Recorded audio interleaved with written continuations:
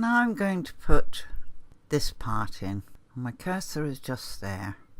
And I'm going to use stitch ties close shape again and ask for tatami. And I'm going to choose a patterned tatami fill, a ropey effect.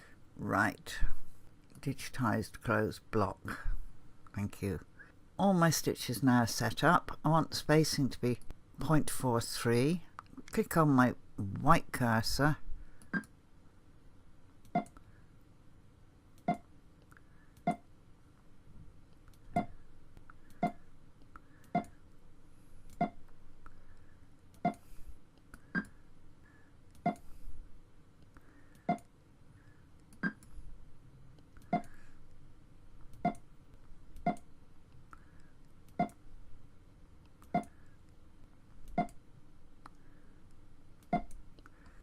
And I've zoomed in for a reason.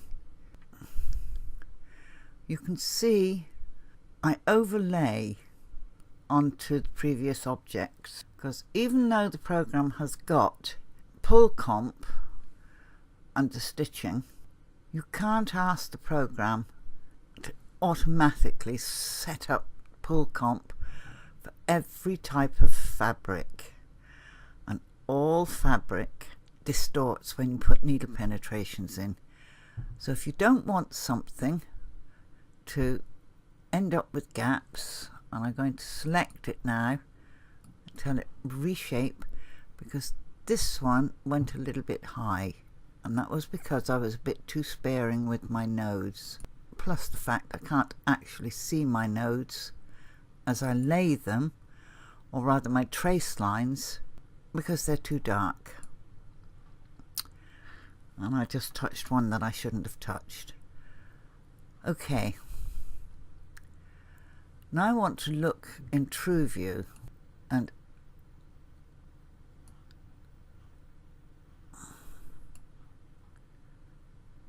yeah, I think that will do. He now looks though he's got a rope for his upper lip. Now every now and again I read comments about rope motifs. Well, you've got them here, except they're not motifs.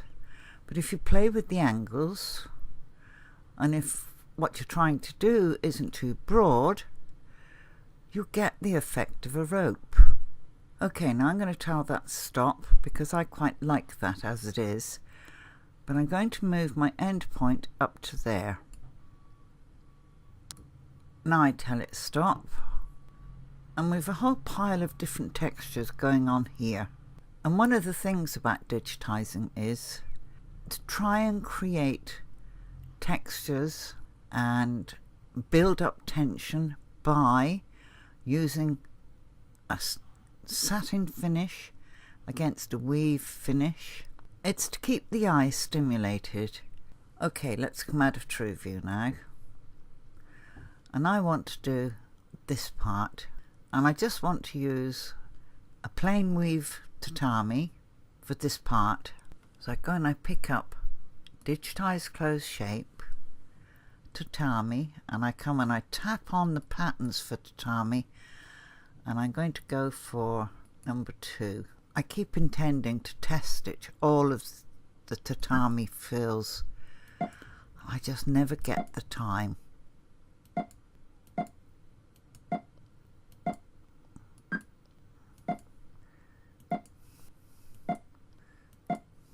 Move in a bit closer and just invade that previous shape. Right,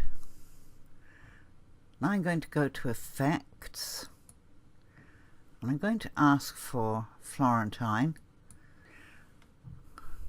when I've selected my shape, and I actually want my Florentine to run in that direction. So I go to reshape. This is my Florentine angle setter.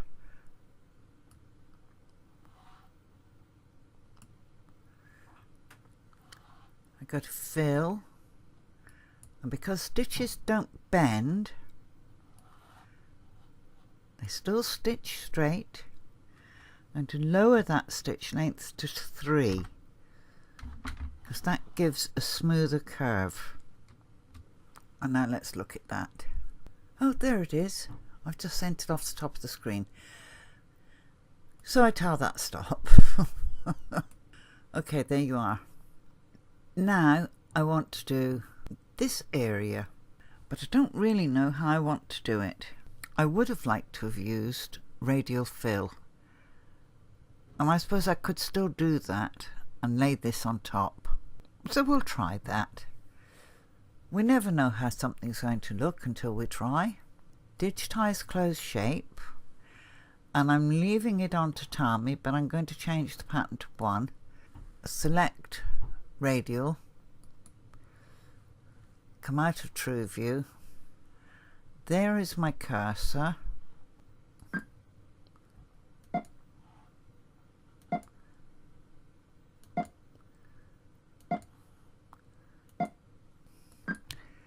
And I'm going to ignore this bit here, or will I? We'll try including that, but I have a feeling it's going to give me an odd shape. And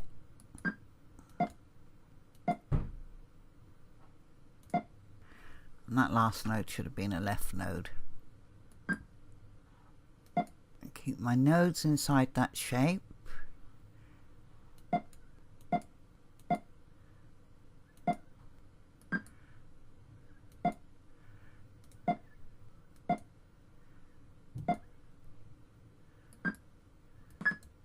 True view. It's a teeny bit crowded in there, so I'm going to select it and slightly slacken that up a bit. Right. Come off. Go back into true view. Reshape. Now in the middle, you'll see there is a circle. It's got 3 nodes. This one, that's made an oval. This one has returned it to a circle. Or you can make it an oval going in that direction. I love this radial tool. I waited a long time for it, and I wasn't disappointed when it came. I'm going to put it in the middle of the eye because I intend to fill the eye. Now, I can also, well, I'll demonstrate what I can also do. I'm going to tell that to stop, and then I'm going to click on it to select it. Digitize whole.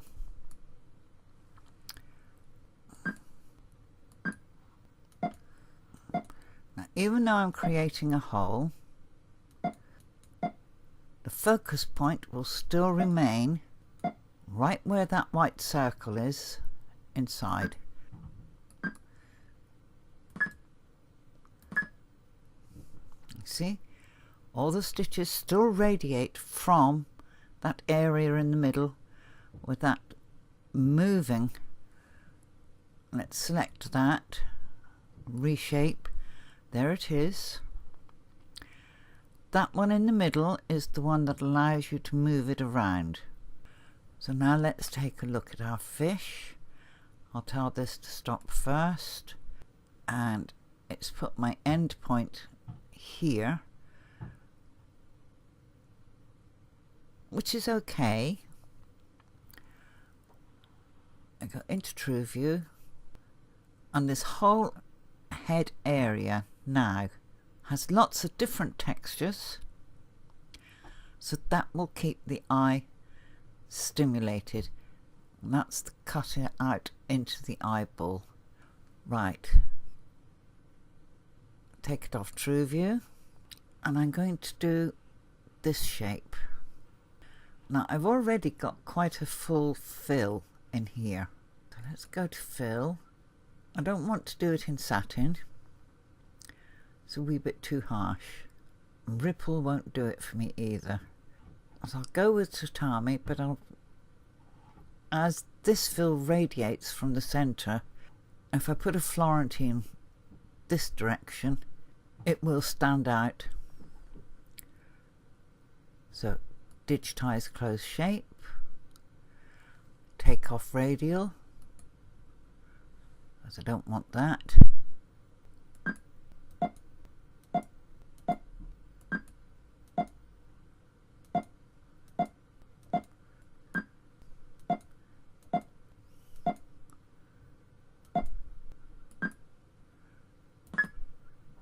Now I don't need an underlay under this piece, so I'm going to select it.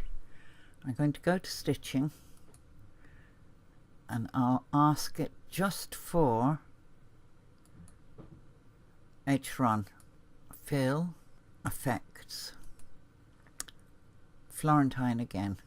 It's going in the wrong direction, so I ask it to reshape.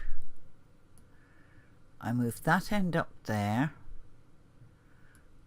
I move this one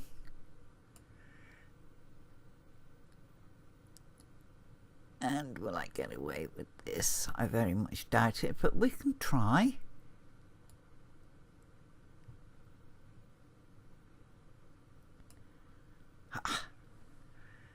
Okay, fill. I shorten that stitch and I move my end point to here, and I tell that stop, and we go and look at it in true view. Now there's just enough tension between this Florentine fill and this radiating fill for the eye to be able to pick out that there is something different in here. Now I'm going to come back out of true view and I'm going to pick up digitize open shape and I'm going to select back stitch.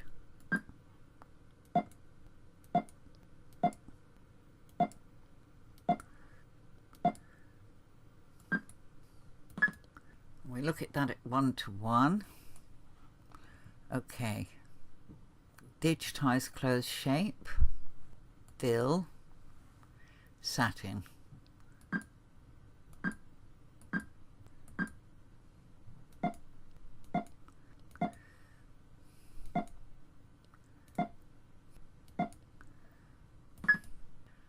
I have a feeling that might be a bit too wide. So let's go and take a little look. Yeah, it looks like it might be. So I click M on my keyboard to get my measuring stick. And 10.2. My sewing machine would detest me if I did that. So I'm going to highlight the last shape and I'm going to go carving stamp, digitize. You can use objects or patterns.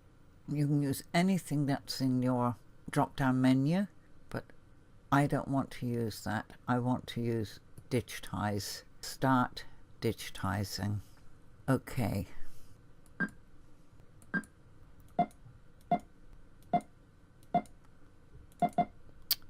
When you hear a double click, it's because my hand collapses.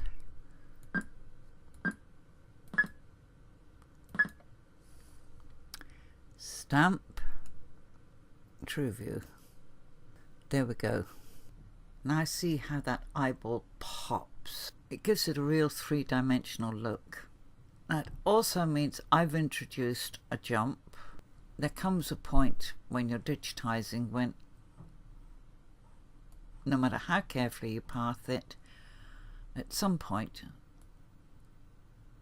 unless it's a continuous design, but if you've got a discrete area, then it's not quite so easy to path it without creating a jump. And if I look, this ended or started here. I've forgotten where it ended. There's a jump there from that point to that point. I don't object too much to that. I've got trims because I've had colour changes. Those can't be avoided. Right, now I don't want to continue much further in this video because coming up is the fin, and I'm so rapid when I digitize. I think what I might do, because you've already seen me carve this and this, is just put all the nodes in off video, and when I bring you back in, we'll do the carving on this, and then sort of summarize the various things that we've looked at in this design. So I'll see you in the next video when we finally put in, or I carve, this fella.